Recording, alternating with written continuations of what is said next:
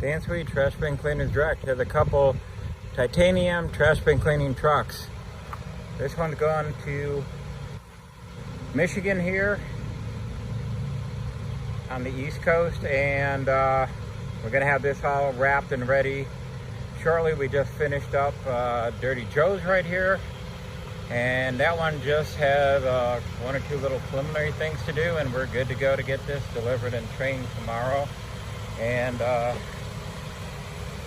training will happen shortly after we get the Dodge Ram. This is a Isuzu NRR, which is the same rating as the Ram Super Duty 5500 truck there.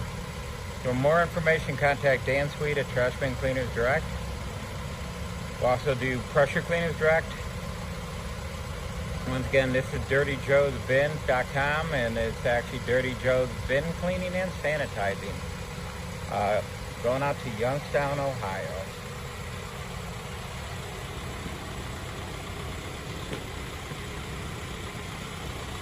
They did a great job even tinted the windows on here.